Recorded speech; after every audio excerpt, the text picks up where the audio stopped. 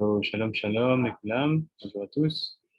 On va commencer. We're going to start and continue the cycle that we had before Congo. So we have now first part of the limud halachot. On s'est arrêté. We stopped at Parashat Houkat. We have some halachot to do, and then we go to the second part of the limud, which is the continuation of what I started in Congo with the Sefer Megillat Ruth, but commented by our master, Rabbi Yosef Chaim, as known as Ben Yishai. So, donc on va continuer comme le rythme comme avant quand on part au Congo, où donc la première partie du cours c'est la halacha, donc de Ben Yishai, et la deuxième partie ce sera la continuation de ce qu'on a commencé là-bas, à savoir le commentaire de Ben Yishai sur le Megillat Ruth. Donc j'ai envoyé les photos, je vais partager l'écran. I'm gonna share the screen. No, how we do it? No. Here. And we're gonna start the presentation. So, je pense qu'on s'est arrêté à la halacha 6. On avait avancé quand même pas mal. Donc, on va continuer ici à la halacha 6. So, halacha 6, we stopped, if I remember well, at the halacha 6. Donc, I will read in French and then I'll try to do my best to translate in English. Lorsqu'un juif charge un non-juif de la cuisson de son pain chez lui à domicile, il faut veiller à ce que ce soit le juif qui place le bois au début de l'allumage. So he said here, when a Jew charged a non-Jew to cook his bread at home, he need to put the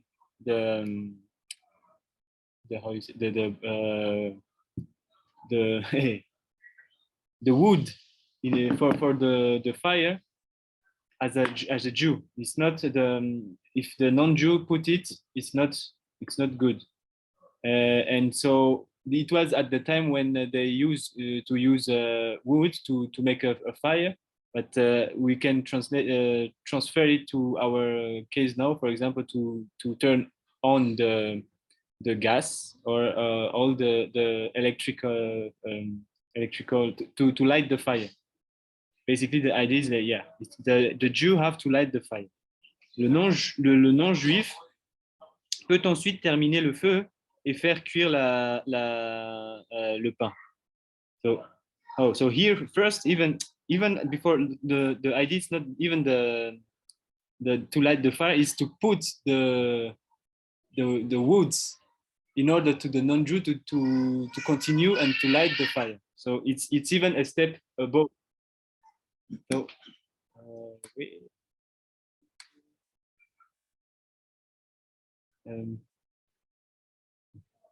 so shalom, shalom, bienvenue Banit à Nava. Shalom, shalom. Shalom, shalom. Et du coup, on continue là où on s'est arrêté avant qu'on parte au Congo, c'est-à-dire on était à Parashat Houkat, à la Chassis. Donc là, je suis en train de lire ici, je vais juste agrandir un peu. Donc là, le Ben Yishai dit que si on charge un non-juif de la cuisson de son pain, il faut veiller à ce que ce soit le juif qui place le bois. Donc là, c'est même pas une histoire de qui c'est qui va allumer le feu, c'est même une étape avant. C'est-à-dire que même le placement de bois, c'est le juif qui doit le faire. Après, il continue en disant que le non-juif peut ensuite terminer le feu. Donc, shalom, shalom. Shalom, shalom, bienvenue à Rabbanit Emouna. Et donc, le non-juif, shalom, shalom, peut ensuite terminer le feu et faire cuire le pain. So the non-Jew can now continue to light the fire and to cook the bread. On peut se suffire du bois mis au début pour la première et la seconde fournée de pain. Mais il faudra ensuite remettre du bois afin d'alimenter le feu pour la troisième fournée, et ainsi de suite. So here, Ben Yishai continue. He said, we can with the wood that the Jew placed, the non-Jew can cook two how you say fournées to let me just check my my English vocabulary. A batch, yeah. The non-Jew can cook two batches, yeah, of a bread, but the third one, the Jew have to put new woods in order to the fire to continue to burn. So, ainsi de suite, and so on. So, halakha 7. Du pain pétri par un non-juif, mais qu'un non, du pain pétri par un juif, ici, mais qu'un non-juif a fait cuire sans que le juif ajoute un morceau de bois et attise le feu, est interdit au même titre que le pain du particulier non-juif et on ne peut le manger.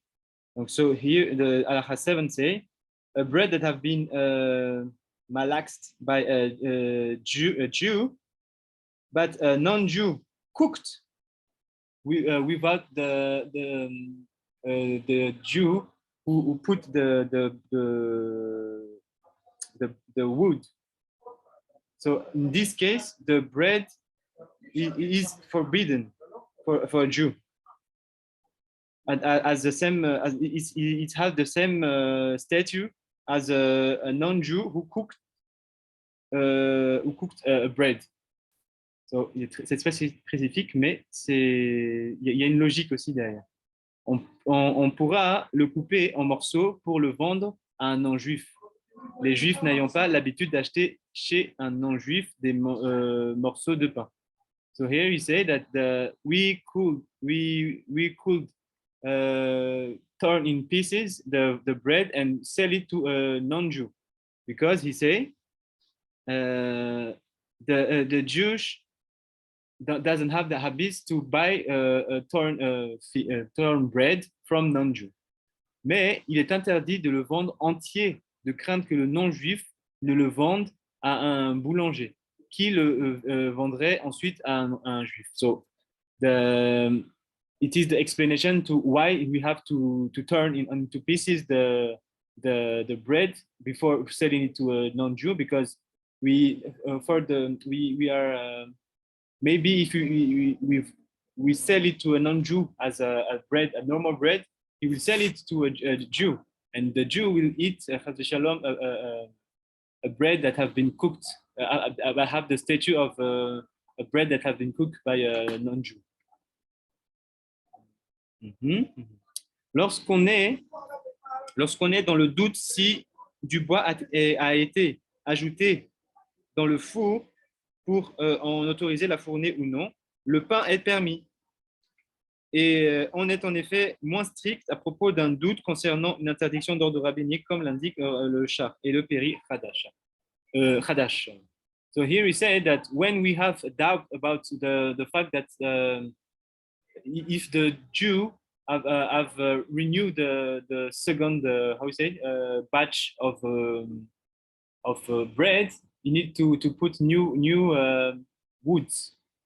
But if you have a doubt about this, the halacha is less strict, because he said, as indicates the Shach and the Peri Chadash, we are less machmir, less strict about the doubt, not the halacha, but the doubt concerning prohibition who came from a rabbinic order, from the sages. On continue. We continue. Halakha 8. Si vous avez des questions, if you have questions, don't hesitate. N'hésitez pas. Donc, on continue. Halakha 8. Certains gouverneurs fournissent chaque jour le pain quotidien à leurs domestiques ou à leurs médecins juifs, C'est comme s'il s'agissait d'un pain de boulanger. Écrit le Rav Yaakov Castro. So here at the time of Ben Ishai, he said that some governors have the habit to give bread to their how you say domestic domestic domestic how you say domestic domestic yeah okay it's in French as well. So okay. So some governors have the habit to give bread to their domestics or Jewish domestic or Jewish medicine doctor. And here the statue of those bread is as a bread that have been cooked by a bread cooker, bread professional cooker, boulanger. Je sais pas comment on le dit ici. Boulanger. Boulanger. A baker. Oh. Let me just close the door.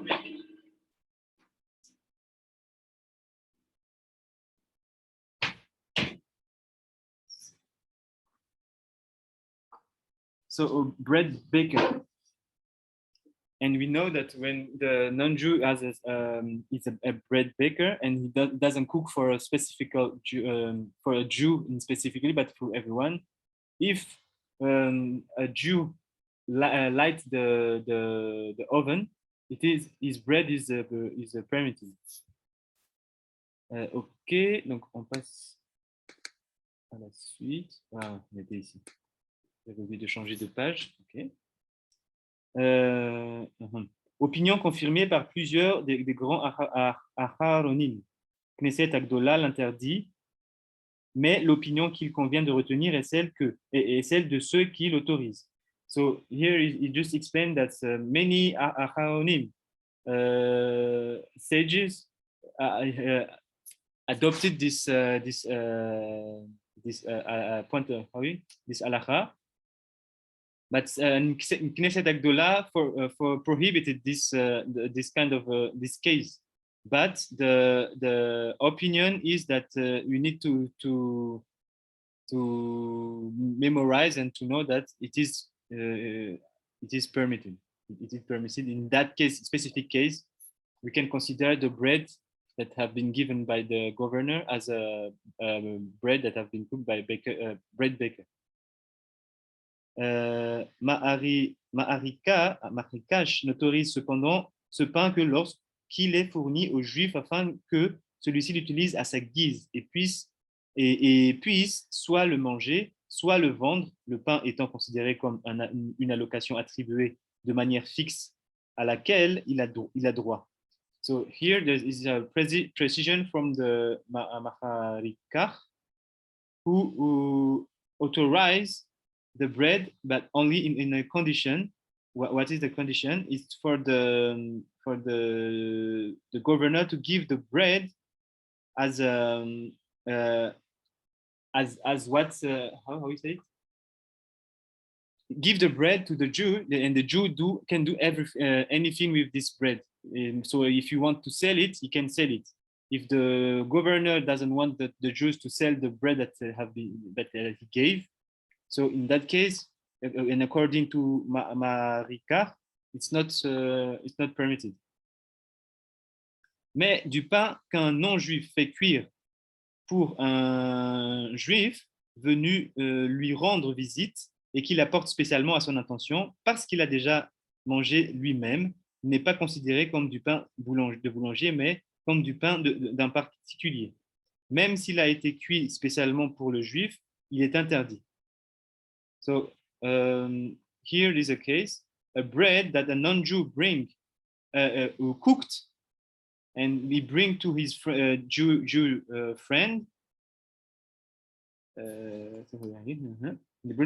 especially in the intention of giving it to his friend, a Jew friend, sorry. It is not considered. It is not. It doesn't have the statute of bread that have been made by a bread baker. And even if it have been cooked by a Jew, it is forbidden. Why? because we cannot consider that this bread as a. Sorry, just wait. I think I didn't read it in French. On ne peut dire que cela est considéré comme si on le lui avait vendu lorsqu'on le lui donne gratuitement. Oh, so I just jump on the translation. It is not considered as a bread from that came from a baker because, but as a bread that have been cooked by particular. Even if it have been cooked specially for the Jew, even in that case, it's forbidden. The bread is forbidden because it has been baked by a non-Jew. On ne peut dire que cela est considéré comme si on le lui avait vendu, puisqu'on le lui donne gratuitement. So we cannot consider as that this bread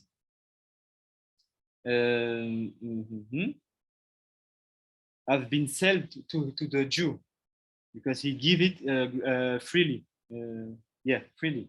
L'essentiel de l'interdiction de nos sages concernant précisément l'hôte qui mange chez le non-juif et que tout hôte mange toujours gratuitement.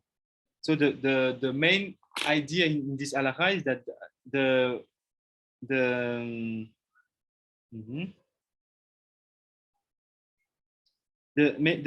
essential of the prohibition is that the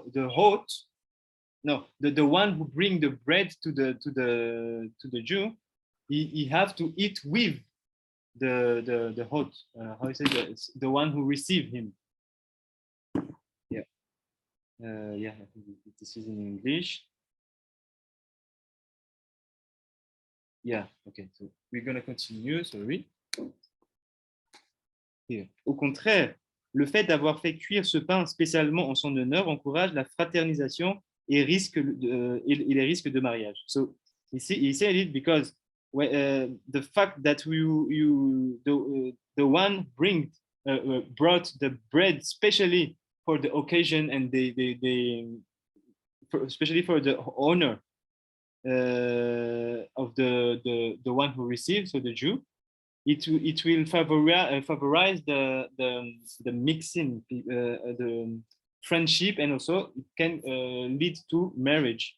And as we saw on the introduction of the Parashat Houkat about this subject of why the Jew and non-Jew that have to stay on their own place. But if you want to see, it was on the other introduction of this Parashat Houkat. And it is available on YouTube. Ok. Donc, même si les non-juifs ont déjà mangé et qu'on a fait cuire le pain spécialement pour le juif, le pain qu'on lui apporte pour en faire un repas est considéré comme un pain de particulier et il est interdit. So he repeated, Ben Yishai said, so even the non-Jewish have ate and they cooked the bread especially for the Jew. This bread that we brought to him, we have the statute, it will be prohibited to him to eat. Zachor et Abraham s'appuient sur l'autorisation du Maharikar mentionné ci-dessus pour autoriser un pain cuit par un non-juif pour que le juif l'emporte comme provision de route. Mais cette autorisation ne me paraît pas encore tout à fait évidente. So, the Ben Yishai quoted one tzaddik, one halakha from Zachor le Abraham, who based on the opinion of Maharikar that we saw, that a Jew that have to travel and a non-Jew give him bread for this purpose because he's going to travel, this opinion said that it is permitted to the Jew to eat it. But then Ben Yishai adds that he is not, this authorization is not that evident to apply. So we see that I think here Ben Yishai is not really in accord on the same vein as as all this opinion of letting a Jew eat a bread from a non-Jew for this purpose, specific purposes. Donc, si vous avez des questions, n'hésitez pas. If you have questions, don't hesitate. We continue. Otherwise, so halakha 9. Afin de prévenir les mariages interdits, nos sages interdisent tout aliment cuit par un non-juif, même si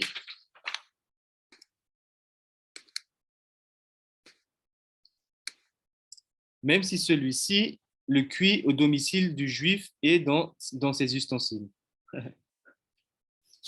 So here, halakha 9 says, to prevent all mixed marriage between Jew and non-Jew, our sages prohibited all aliments that have been cooked by a non-Jew, even if the non-Jew cooked it on the house of the Jew, and he used the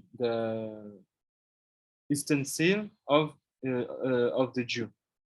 So here we see that it's not about cooking. It's really no. It's only about cooking, because even if he use a kosher utensil, the fact that he brought all the ingredients together to be cooked, and as we saw in the introduction of the halakha, it's the problem that we saw at this time is the mixing of the da'at.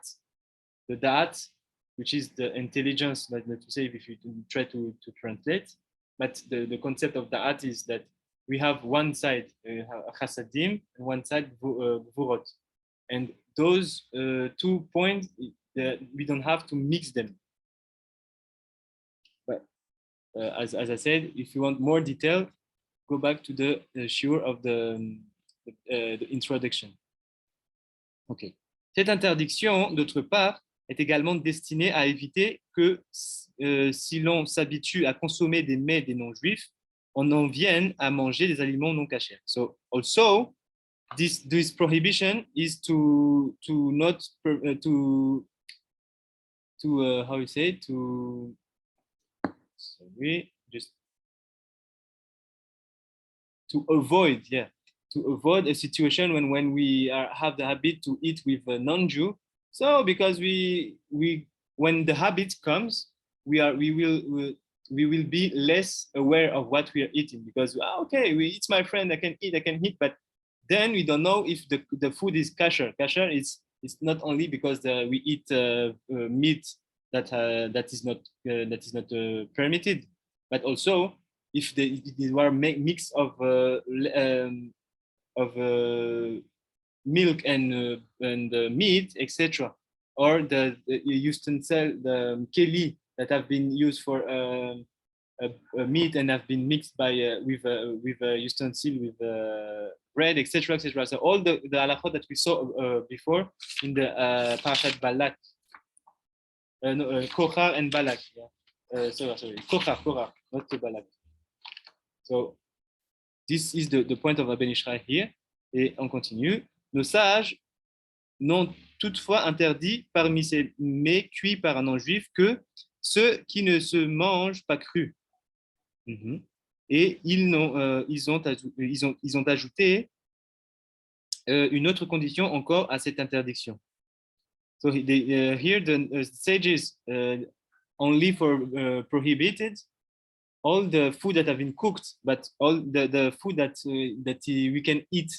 Let's see. Cru. Yes. But if the raw, if the aliment you can be eaten raw, there is no problem according to the sages. Que ceux qui se mangent pas crus. Et ils ont ajouté une autre condition encore à cette interdiction. Ne sont interdits que les aliments dignes d'être présentés à la table d'un roi. We saw it also on on a aussi vu ça dans l'introduction avec pourquoi la table des rois et qu'on avait connecté justement avec le Sefer Miglat Ruth qui était commenté par Ben Ishraï quand il expliquait avec le PAM. On va y revenir de détaché. And so here you say that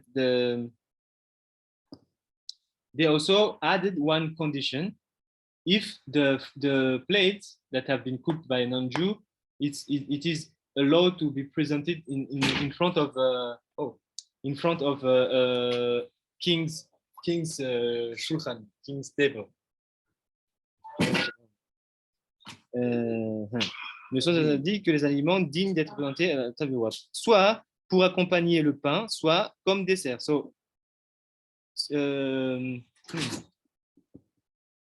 soit.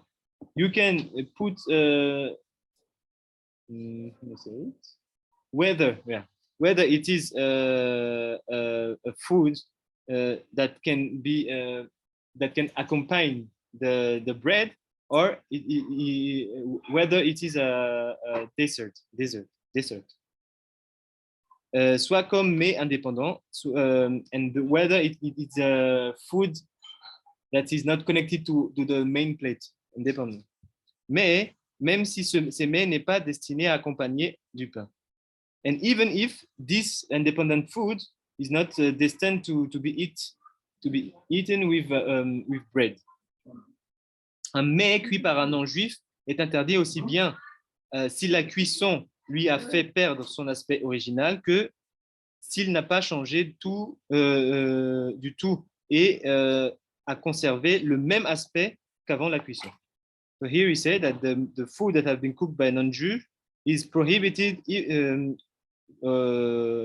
as well as when the way of cooking turned the food unrecognizable, or even if it kept his aspects, and even if he conserved, he keeps the aspect of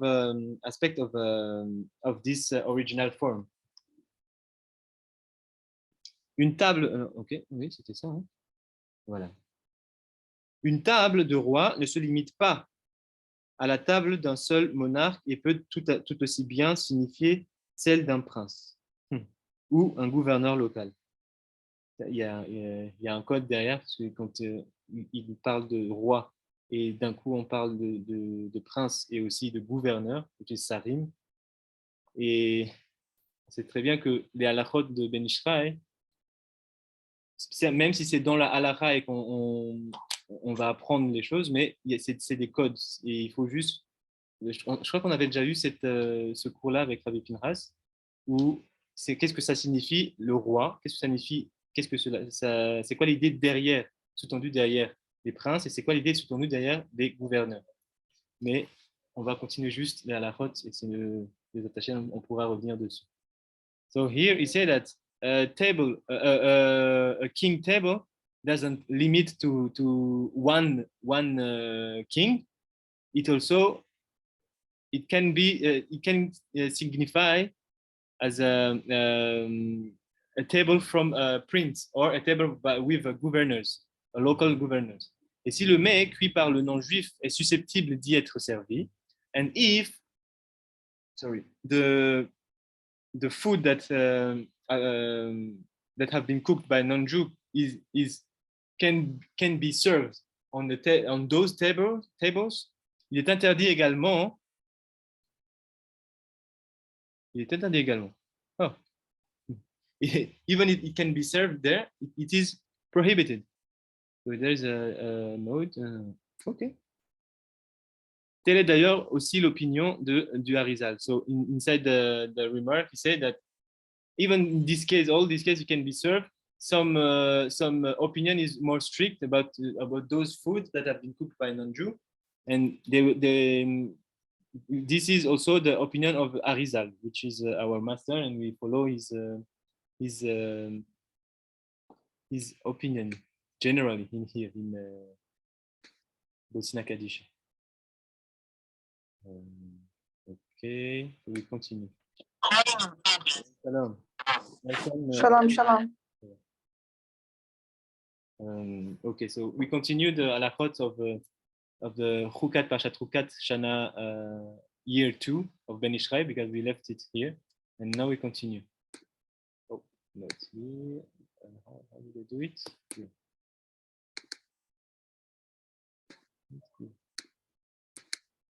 Okay. Yeah, we're here. So we are now in halacha, and I think I'm gonna stop here, and we're gonna continue our main limud. Halacha 10.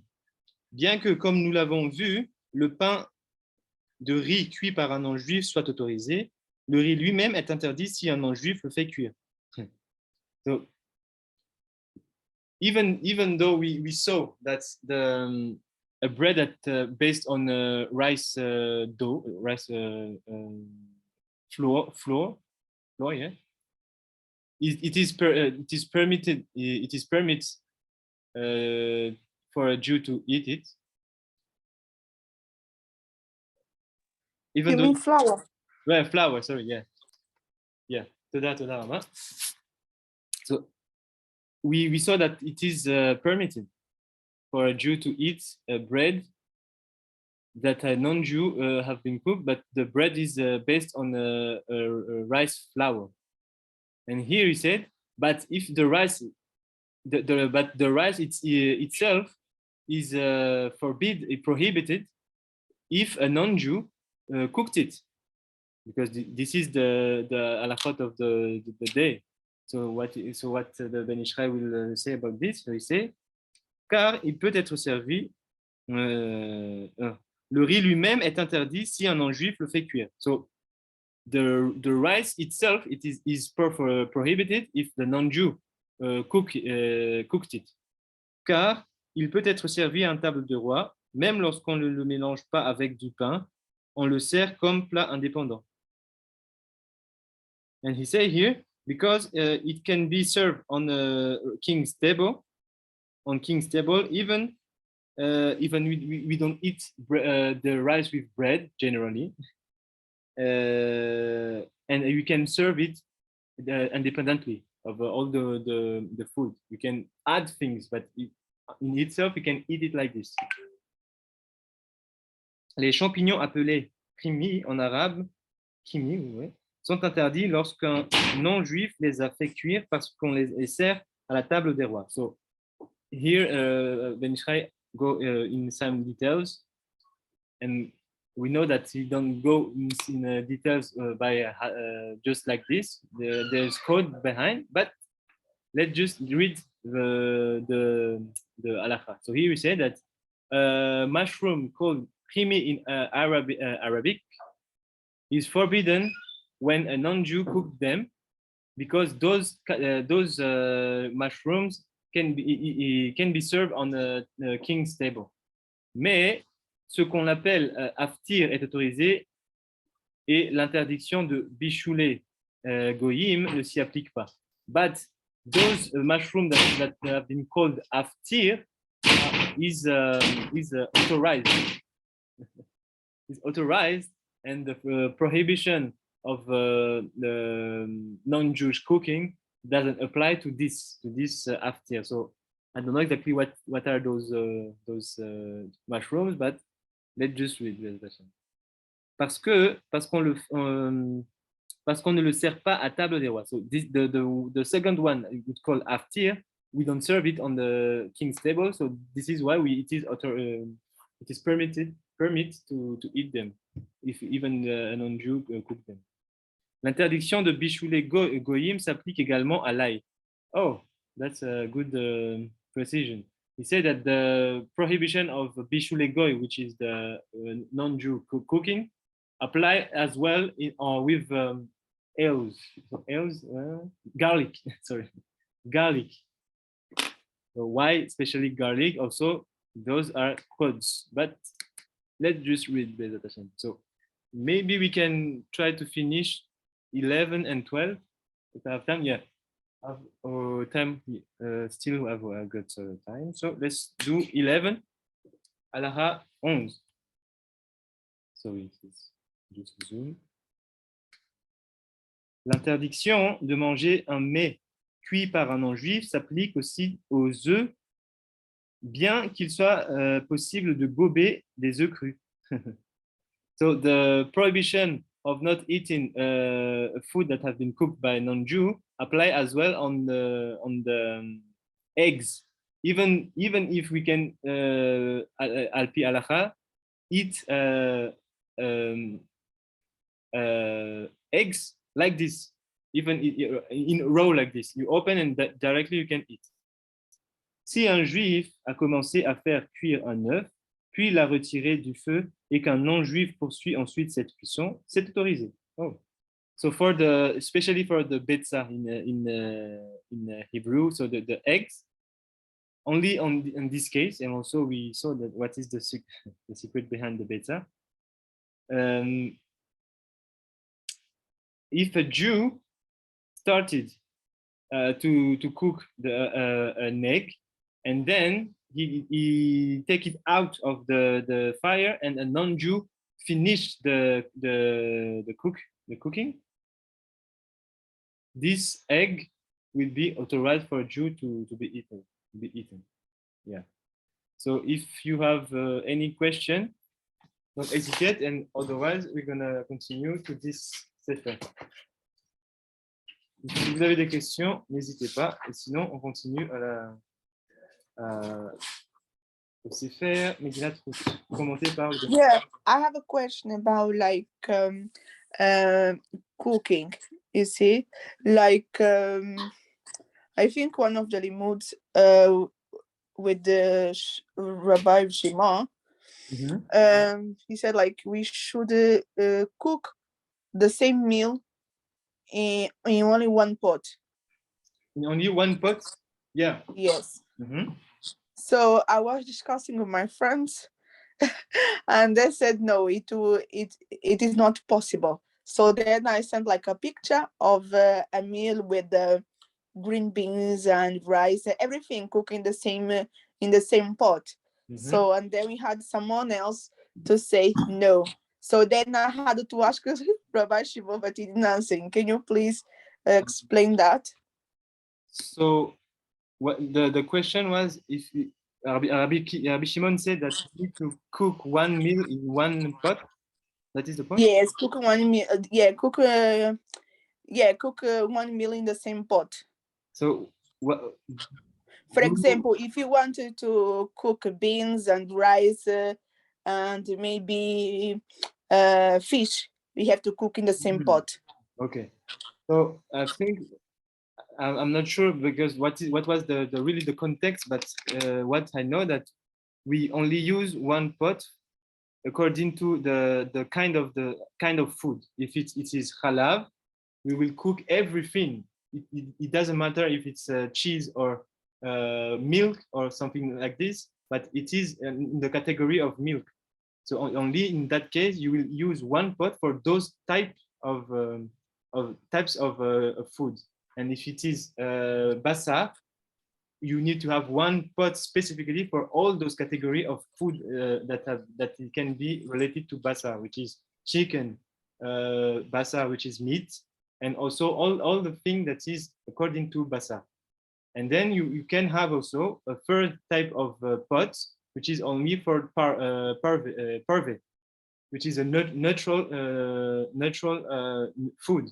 And into this category, you can use one pot to cook pasta, rice, beans, all those things that is not milk or meat. So maybe in that, what the answer that Rabbi Shimon gave to you, it's about this third type of pot. So he said, okay, so if you decide that this pot is only for parve, which is natural food, I will cook only pasta, bread, not bread, rice, etc., inside this.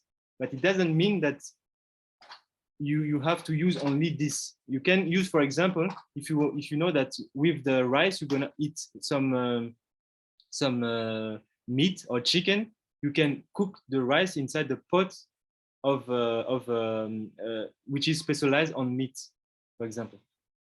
I don't know if I answer to the question. Yeah, kind of. So basically, it was in the context of the 3 weeks. In the 3 weeks.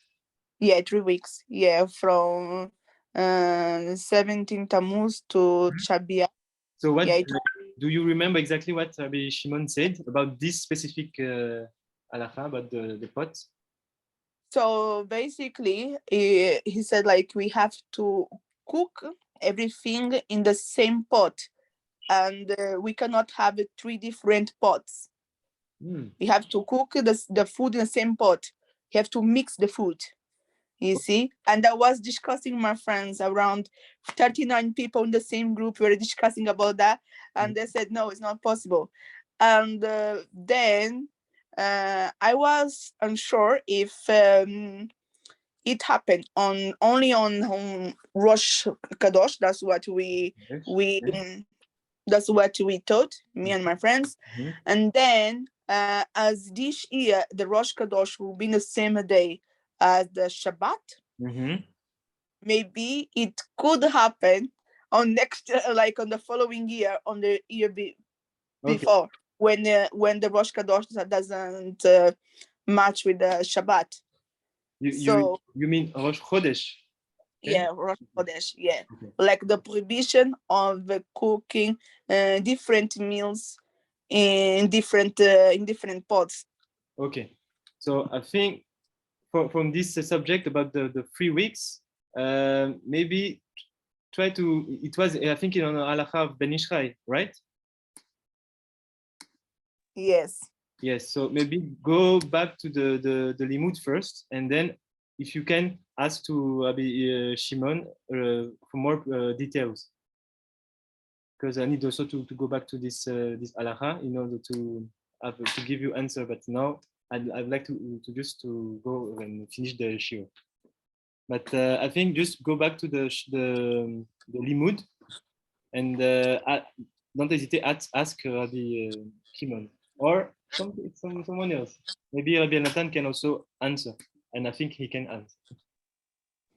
Okay, thank you. Yeah. So I sent the picture. I think I didn't put it on the group Metavel yet. Tell me if you received it. Yes, we did. Okay. And I think I need to send it here also. Oh.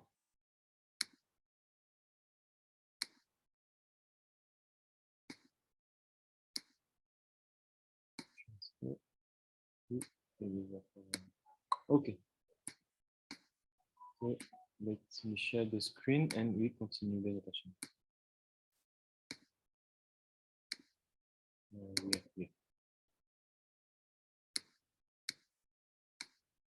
So we stopped last shiur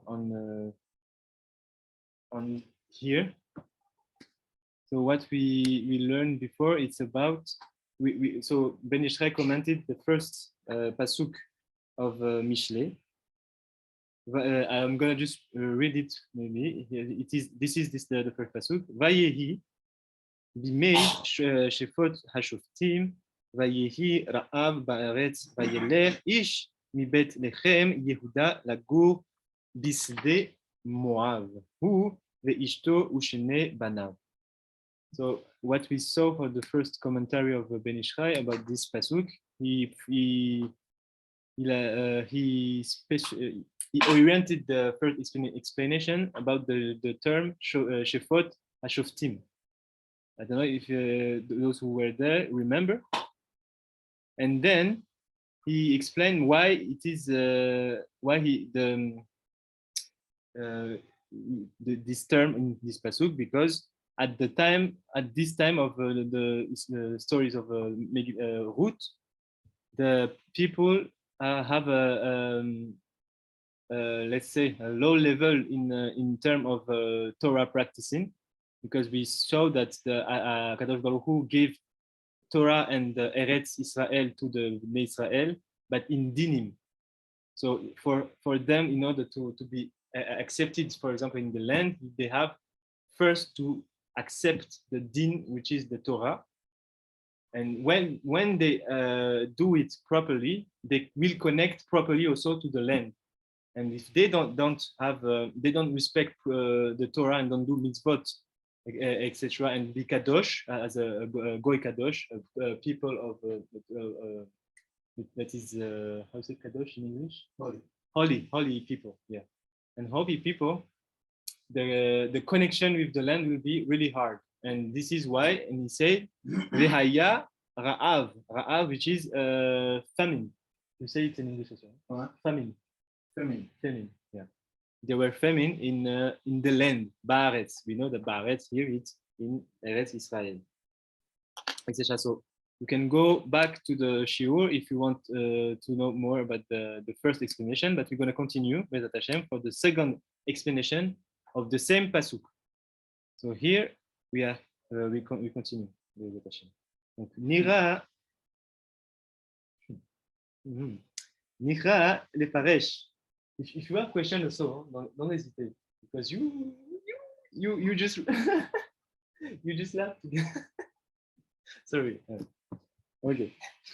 Nira le paresh ki bereshit amegillah odienu Shmuel anavi alav shalom beruach hagodesh bipasuk ze. So here Ben Yishai, he tells us, and it's a known also that.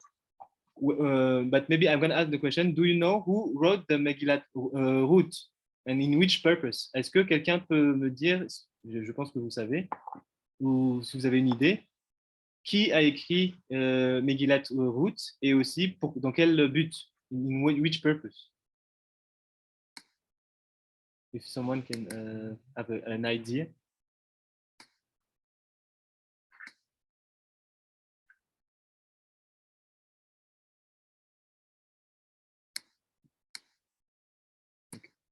So, as here, en fait, ce qu'il dit ici, Ben Yishai, c'est que le commencement de toute cette histoire de Ruth, c'est grâce à Shmuel Hanavi. So it's thanks to Shmuel Hanavi who wrote this the Megillat Ruth, the story of Ruth, and how he get it by Ruach Kodesh, by vision, holy vision, let's say, holy wind, ruach.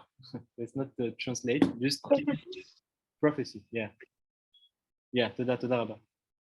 Prophecy, let's say it's prophecy. But I would like to keep the term in Hebrew, ruach hakodesh. So, bipasuk ze. And he say, hasiva asher asher sivava yitziat prida Achat Hatova Sheyatza Mimoav. And it's like the reason of the reason why Shmuel Hanavi wrote it. It's in order to explain how happened the separation that Hashem did to Ruth that have been inside Klipat, inside the Klipat of Moab, because she's Moabite. She came from the people of Moab, but through her, as we saw on the first explanation, the royalty and the Mashiach will come. So, in order for us to understand where this David HaMelech and also the Mashiach will come, Shmuel Hanavi had to have this Ruach Kodesh to read the Megillat Ruth for us to understand where come from this Malchut of the Bnei Israel and the one who will save them also. It is like a kind of encouragement for people who is in exile as well. Also, as well, yes, that's also one way to understand the story of Ruth. Yeah, because it gives also as you say, the power and that you can go and have how you say it, and receive all the Torah, because we know how to receive it thanks to the story of Ruth, and also we learn that root is the feminine version of the conversion to the Torah for someone who want to go inside the that Israel, which is the, let's say, religion of Israel. So, but this is in the feminine version, and we know also it have been taught that the masculine version of the conversion is the story of Avraham Avinu. So this is why also every gerim, which is the so convert, will be if he's a man, his name will be Ben Avraham. But now I have a question: why didn't we ask when a woman converts, we don't say Bat Ruth, we say Bat Sarah. So I will ask it to Awifinas. So because Sarah was the first woman of the first converter. Also yes. Yeah, but Ruth, she had the time to learn about Judaism through mother-in-law and others inside of another city when she moved to another city, isn't it? So that's why we don't say but Ruth, but we use the story of Ruth to encourage the converters, isn't it? So people, when they want to convert, principally women, they have to read the book of Ruth to better understand how prosperous can we be after our conversion, or even to catch or even to capture as more information as we can in order for us to have a good conversion. Yeah. So I think it's a good point, and I think also why we use the Megillat Ruth for women, because it is connected to Malchut of Bnei Israel, which is the last Sphira, and connected to the word of Asya. And we know that all the masculine parts, it's only light. Like if we just try to go really a big resume, the masculine side, it's light, only light, but we need to build something for it to be kept and to be seen. For example, if we have a, how say, en pool, let me just check something. A bulb, yeah, we have bulb. When you put a kelim inside, and with for this I don't know if you say here, you see here what we have here. If you just turn it like this, the light will not be well spread inside the room if you don't have a kelim, which is the tube, the bulb that we add with it. So why I took this example, because the woman part, we need for when someone converts, the story of Ruth show how important also is the woman in Judaism, because the woman will be the one who will receive the light from that have been given from the masculine, and both are really important, but both doesn't have the same function. And if one, for example, study Torah really good and have a good light, let's say, but he will give it inside a keli that is broken, or a keli that is filthy. So even though the guy studied Torah and build a really good light, but you will put it inside the keli, which is not holy, and which is broken also sometimes, or there's some hole. It's so the light can go out, and you will not fulfill the keli, or the light will be filthy because the keli is filthy, etc. So maybe also why he talk about malchut. So here we connect to David Amelech and his malchut, but also the malchut as a woman, which we can be also the receptacle, the keli of the Mashiach, because we know that everyone have the potential to be Mashiach, which you can be a woman, not woman, but the woman can give birth to the potential Mashiach, and also, but let me just stop here and let's continue into the text. But Toda Rabba for the question. It was a good intervention and a question also. Toda Rabba. Frank. So here, so we continue. She mimena no, sorry, Oshta Malchut Bet David. Because from her, from the root, so here he say, and then Yishai continue the explanation, where the foundation, the roots, yeah, the base of the Malchut Bet David, the kingship of David, of the house of David. And we also saw, and let me just put it on the screen here, on the board, sorry. We saw also that root, it's in link with Bet. When we say Bet David, the house of David, we can find it through the name root. How? Because we saw here that root is Resh, Vav, sorry, and Tav. And we know that the Kochot, which is the inner power of each letter that we study here in Bosnia Kanisha, we know that Resh is still Resh, Vav is still Vav, and here Tav, it's composite of two, let's say two Kochot. One is Resh, and one is Vav. And the gematria of this, it's 212. So we have 400. So 412. And when you translate it in, let's say, in in Hebrew, no, in Hebrew, it's like this: Tav, Yud, Bet. Tav, Yud, Bet. Yud is Tav is 400, Yud 10, and Bet 2. And here, this word is also bite. So we just rearrange the position, but it's the same thing, bite.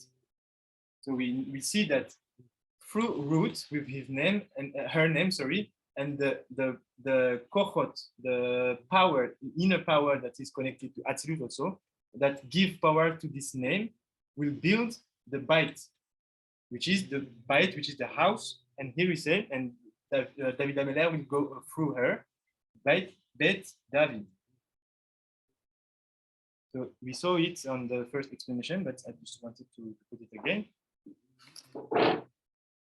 So let's continue, and then Hashem, we'll see more explanations. So we're here. בית דוד, וגם הודיענו ממילת מפעולות השם יתברך, איך עושה ומשלם מידת כנגד מידה, והוא כי על ידי יציאתו של אלימלך ובניו מארץ ישראל לארץ מואב, nilekacha root. And also here to resume, he said that we, thanks to this the Megillat Ruth, the story of Ruth, we also learn how Akadosh Baruch Hu, or Hashem, uses his midah, his let's say the midah of midah keneged midah. This is how it translated in English. Midah keneged midah. Measure for measure. Measure, yeah, measure for measure. Exactly. Measure for measure. How Hashem apply it, and how we say, because when Elimelech had to go out of the land of Israel and to live on the field of Moab. Why? Because they were famine at the time, and Elimelech decided to quit the Eretz Israel and not to give, not to give and help their brothers that we're gonna go through. He preferred to live in the land of Moab, but because he lived at this moment of famine, he will manage through their son to take out from the people of Moab this neshama that's really kadosh and really high, which is the neshama of Ruth. But what is the midah again midah, the measure for measure in this? He will explain more. Let's continue. והוא כי על ידי יציאתו של אלימלך, ואם לא היה זה, איך הייתה באה רות לדעת ישראל? So he said because if Elimelech didn't act like this and get out of the Eretz Israel, how could we receive this neshama of this neshama that is really holy and really high, which is neshama of Ruth? סיבת יציאתו של אלימלך ובניו הוא הרעב, כי לולו הרעב איך he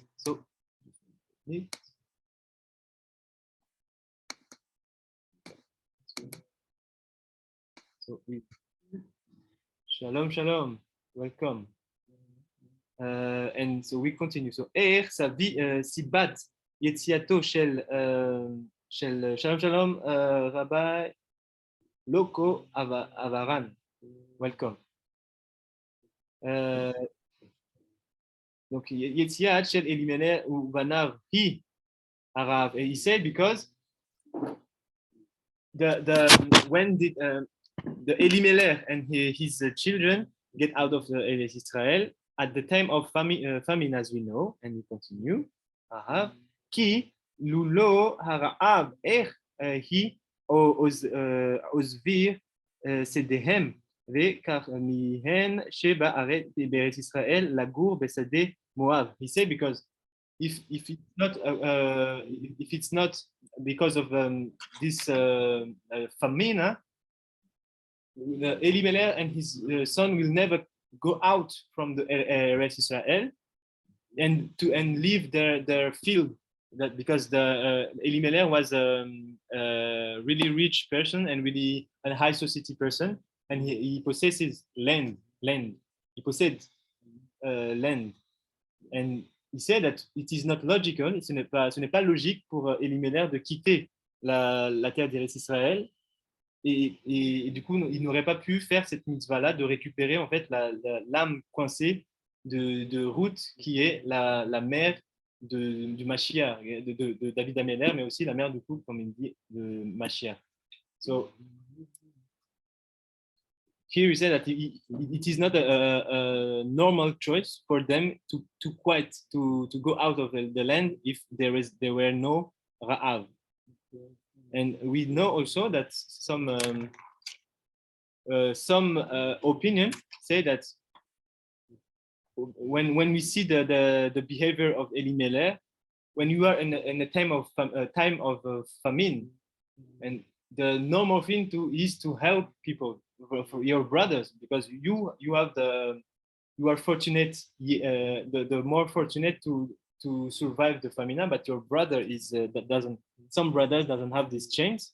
So the normal behavior is to maybe to stay and to give and to share with them what you have, because you have enough to give for them. But no, the Elimelech decided to go out, and some opinions says that it's a bad it was a bad decision, and it is understandable, because why would you will not help your brothers?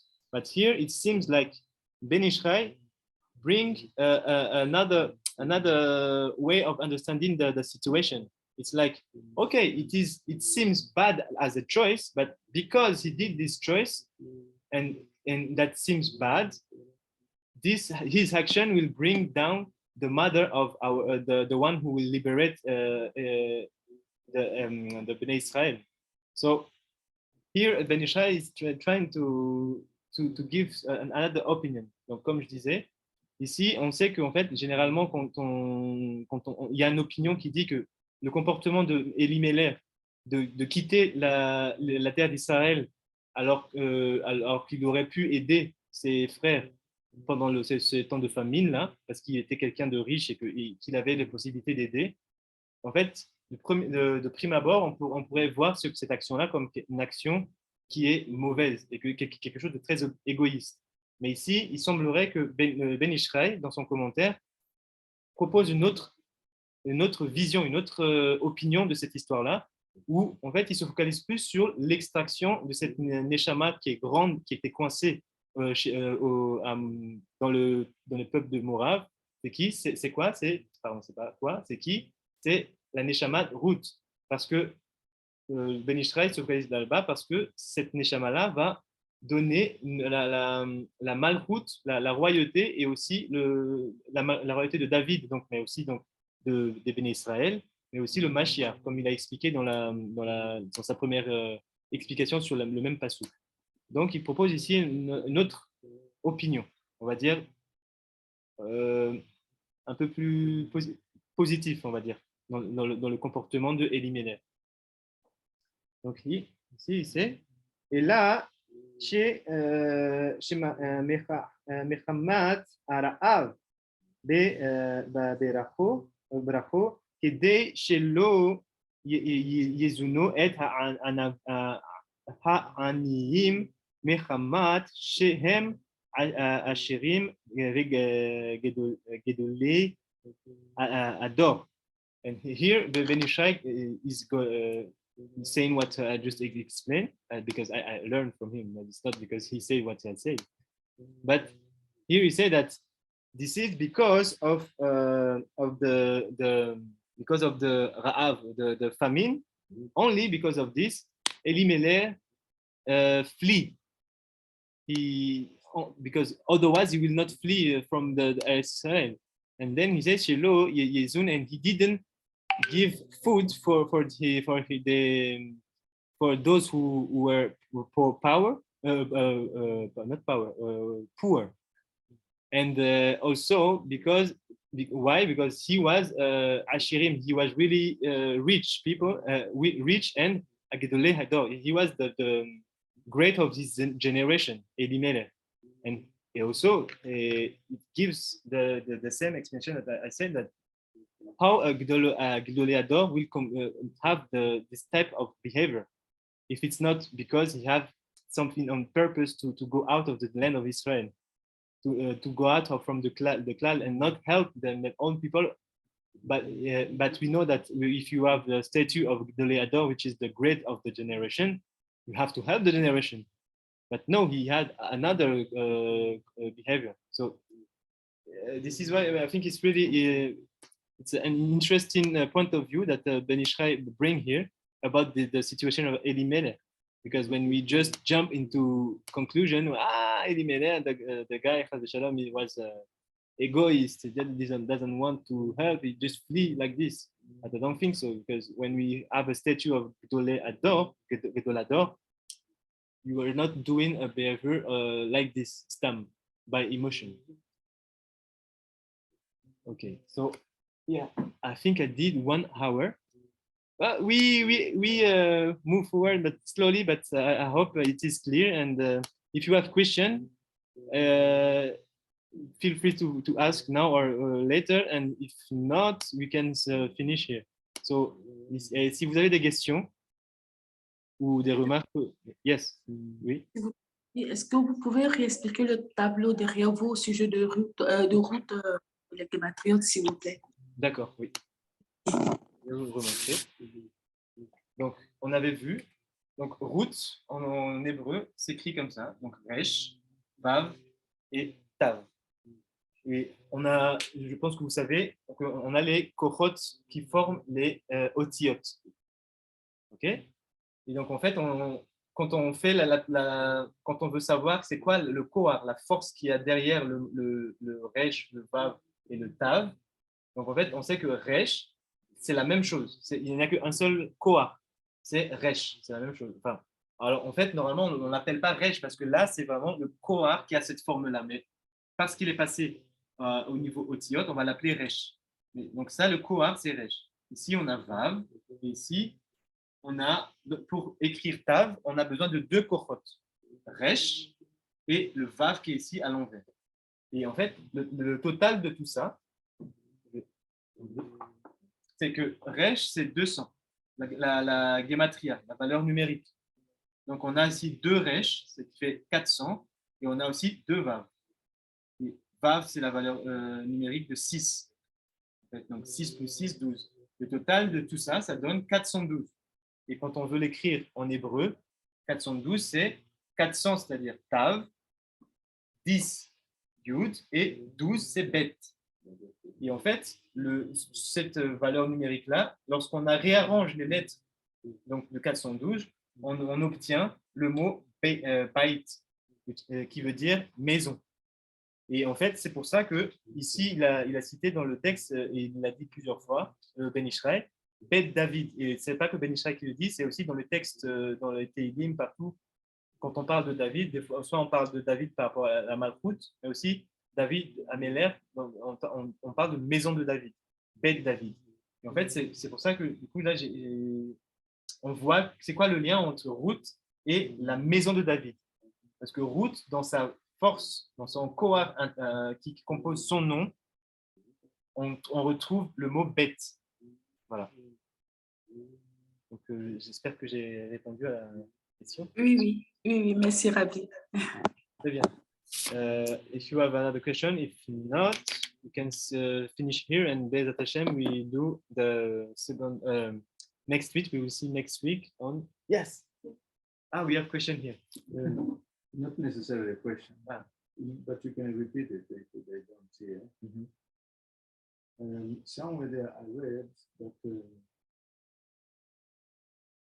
when some of those higher souls that are destined to come here, that the nature, the klipa, about all this, some of this spiritual world, including this one, they always protest. Yes. That this cannot go there. They don't deserve him. Yes. So it could be that Abimelech is one of those people who were destined to go and have the soul of Ruth in order to bring the life of or the soul of David Melech to this world. Because it says there where I read, it says when there is when a person comes, another person, when a soul comes in an indignified manner into this world, they don't have, the thought do not have a problem. Yes. But the moment they see no, they have got a problem. So maybe this is a question. What could be our lesson today? When we look at life, when we look at reality, when we look at the things that are before us, what should we do? The lesson. It's an open question. Yeah, can. Okay. So, did you hear what Nathan said? Or let me just try to. Pas très bien. Okay.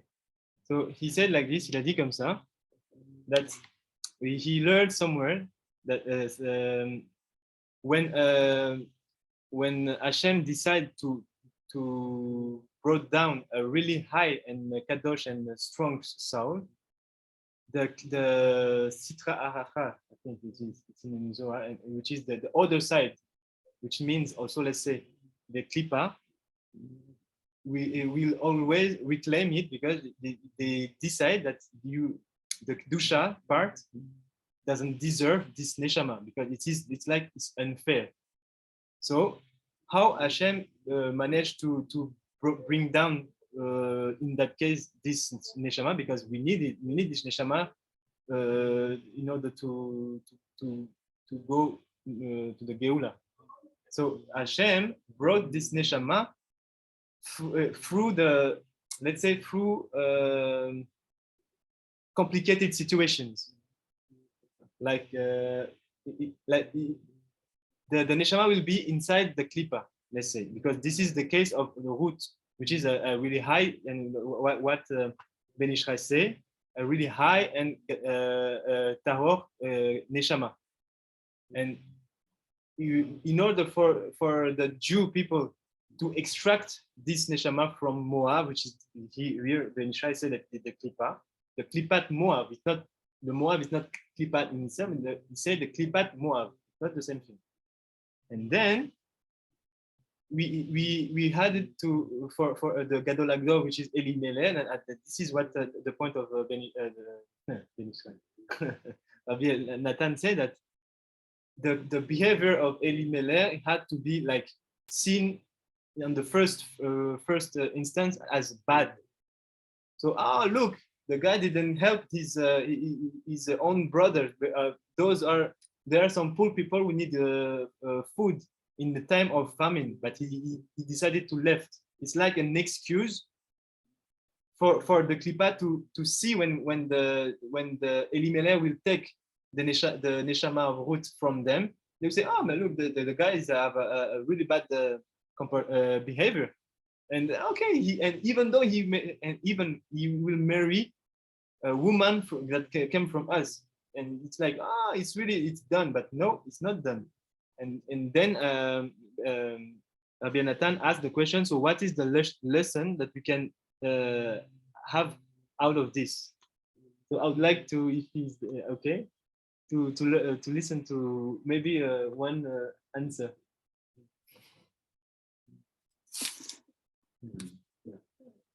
Yeah. It's very, there's volume. No? Okay. Just connect. Okay, like this.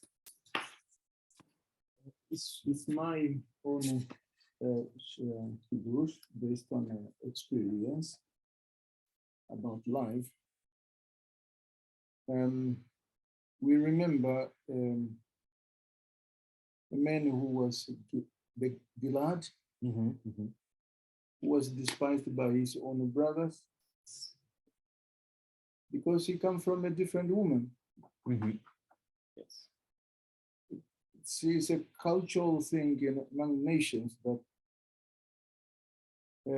if a husband has got, for example, a child with somebody outside there, the husband gets an affair with somebody, a child is being born.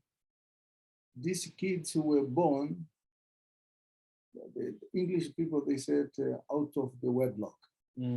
Now in French we say bastard. Bastard. When you look at many of these kids, they become foolish. Become distinguished in these societies. Yes. So, and again, not only that, there are so many examples. We see people falling, and we define them. We label them. But we do not understand why that thing happened. And because we are limited. So I think one of the lesson this generation, all our generation, every person needed to learn is to be very slow in judging. Because you do not know, you and I are limited. But those up there, they know what will happen tomorrow. And the thereafter. I'm going to translate in French on purpose. Oh, Hashem. Donc, pour traduire, to translate in French, Rabbi Nathan, donc du coup, donne une direction et quelque chose qu'on peut tirer de cette histoire-là, de ce qu'on vient d'apprendre, c'est que il dit que c'est quelque chose qui est très courant, surtout dans notre génération, que lorsqu'on voit quelqu'un qui faute, et on va être très actif à juger par rapport à la faute. mais qu'en fait, il dit, et ça aussi je rejoins de toute façon de ce qu'il a dit, c'est que il faut pas qu'on oublie qu'on est limité dans la manière dont on voit, dans la manière dont on comprend les choses, dans la manière dont les choses arrivent et que nous, on n'utilise que nos sens ou nos émotions ou notre raisonnement. Même notre raisonnement est limité.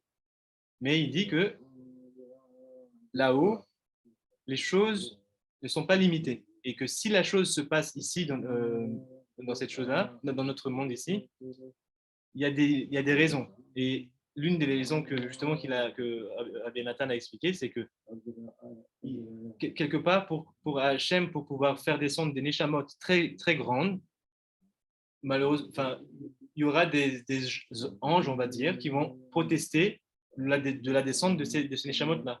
Donc, il a fallu que Hachem trouve notre stratagème par ce qu'on pourrait voir peut-être dans ce cas-là, en plus de Ruth et de Elimelech et de la lignée de David Améler, c'est à travers des situations qui sont ambiguës. Et on peut aussi voir ça d'ailleurs parce qu'on sait que la tribu de Yehuda, c'est la tribu qui va donner la malchoute, qui va former la malchoute de Bnei Israël.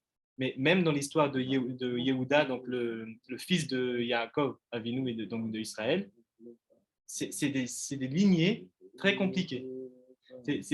C'est pas des lignées où on se dit ils ont fait tout ça dans la Gdusha et tout, dans le respect des lois, donc tout va bien, c'est bon, il arrive. Non, c'est l'histoire avec Tamar, l'histoire, c'est des choses très compliquées. Et pareil, même si on remonte du coup par rapport à la lignée de Ruth, on sait qu'elle vient de Moab, mais Moab, il vient d'où? D'une relation entre Lot et ses deux filles. De sa première fille, c'est sorti Lot, Moab, qui va former justement le peuple de Moab, et de Moab sortira Ruth. Donc, il y a toujours une sorte de filigrane où, quand les Neshamot sont très grandes et qu'ils doivent passer par le Shvat, c'est-à-dire la tribu de Yehuda, il y a des choses qui semblent être ambiguës. Et donc, c'est ce qu'il me dit, en gros, pour en finir avec ce qu'on pourrait tirer de cette leçon comme leçon, pardon, c'est de ne pas se jeter directement dans un jugement. Parce qu'il faut toujours se considérer que dans notre jugement, on est limité. Voilà. Et que si les choses se passent ainsi, c'est que c'est pour un but spécifique qui nous dépasse. Mais la meilleure chose, c'est de ne pas se jeter directement dans un jugement. Voilà. Donc, pour ce, I finished the translation, and I will stop here, and I will wish you Shabbat Shalom, and see you next week, Bezat Hashem. Baruch Adonai Leolam, Amen v'Amen. Amen. Hazak Baruch. Amen. Kol hakavod, merci. Amen. Amen. Et c'est Rabbi. Au revoir.